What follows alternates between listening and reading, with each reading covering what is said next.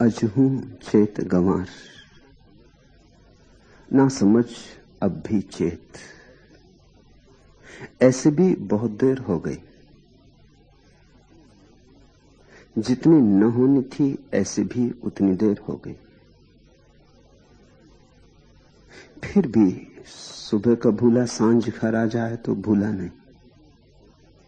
अजहू चेत गंवार, अब भी जाग, अब भी होश को संभाल। ये प्यारे पद एक अपूर्व संत के हैं। डुबकी मारी तो बहुत हीरे तुम खोज पाओगे। पलटू दास के संबंध में बहुत ज्यादा ज्ञात नहीं है।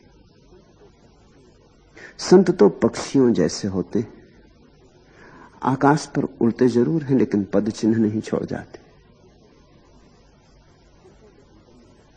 संतों के संबंध में बहुत कुछ ज्ञात नहीं। संत का होना ही अज्ञात होना है, अनाम। संत का जीवन अंतर जीवन है।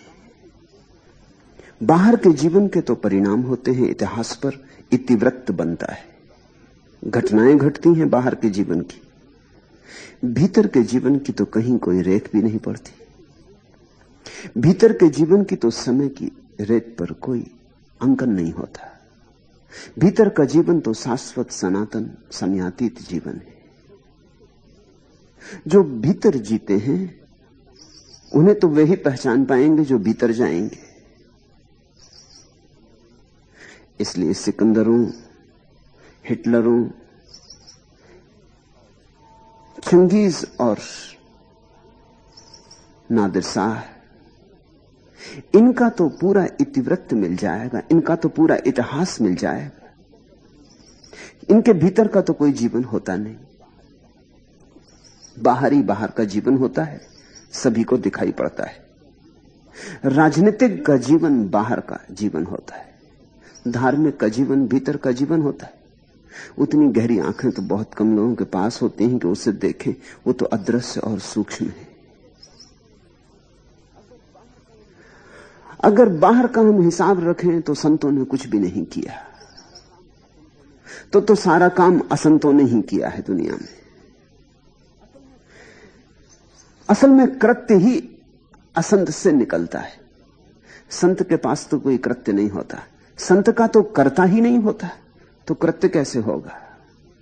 संत तो परमात्मा में जीता है। संत तो अपने को मिटा के जीता है, आपा मेट कर जीता है। संत को पता ही नहीं होता कि उसने कुछ किया, कि उससे कुछ हुआ, कि उससे कुछ हो सकता है। संत होता ही नहीं। तो न तो संत के कृत्य की कोई छाया पड़ती और न संत के कर्ता का कोई भाव कहीं इस निशान छोड़ जाता। पलटू दास बिल्कुल ही अज्ञात संत थे।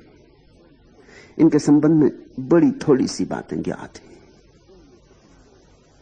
उंगलियों पर गिनी जा सके। एक, उनके ही वचनों से पता चलता है गुरु के नाम का।